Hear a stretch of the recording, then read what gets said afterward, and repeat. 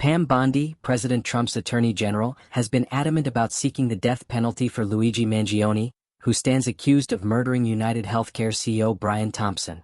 Bondi's stance has raised serious legal and ethical questions, as if Mangione is convicted, he could face a torturous death by lethal injection. Legal experts, including University of Richmond law professor Karina Lane, who is an authority on capital punishment, have provided insight into what this grim process might entail, especially if Mangione is convicted of the federal charges of stalking and murder. Lane, who has authored the book, Secrets of the Killing State, The Untold Story of Lethal Injection, explains the series of events that would unfold should Mangione receive a federal conviction that leads to the death penalty.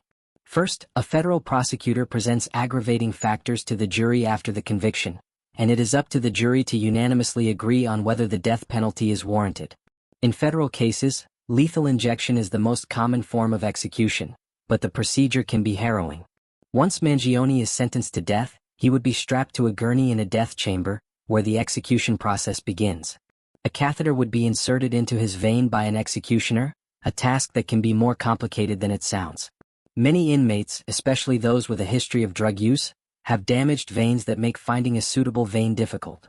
However, Mangione, being young and in good health, would likely not face this complication. Once the catheter is in place, the execution moves to the next stage.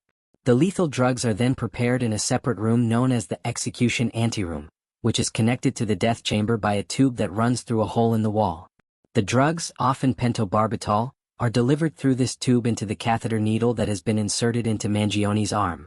Non-medical prison guards administer the drugs by pressing syringes, sending a fatal dose into the body. The entire process is done with no direct involvement from medical professionals, which, according to Lane, creates a number of potential risks. The primary drug, pentobarbital, is meant to induce unconsciousness quickly, flooding the heart and lungs. However, Lane explains that while the drug may render the prisoner unconscious, it could take up to 18 minutes before death occurs. Even during this time, the person could still be experiencing immense pain, though they would be unable to respond due to the effects of the drugs.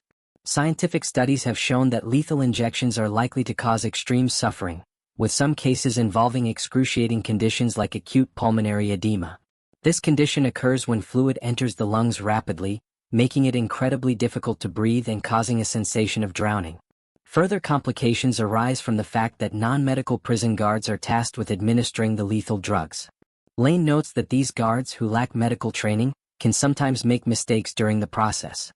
If the syringes are pushed too quickly or too forcefully, it can cause the vein to rupture or collapse, resulting in the drugs spilling into the surrounding tissue. This not only makes the process more painful but also complicates the execution, potentially leading to chemical burns or other gruesome injuries. In one particularly disturbing case, Lane recounts how a prisoner woke up during his execution, fully aware of the pain he was experiencing.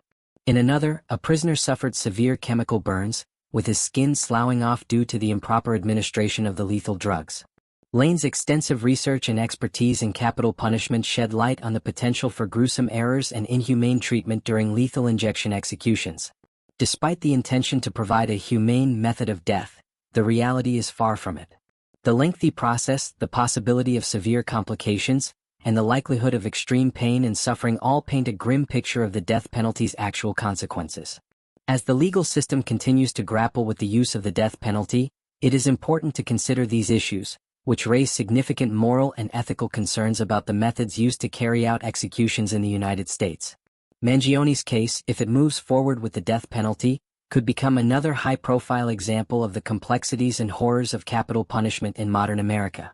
Whether or not Bondi's wishes are carried out, the legal and public debates over lethal injection will only continue to grow, especially as more and more people question the effectiveness, fairness, and morality of the death penalty.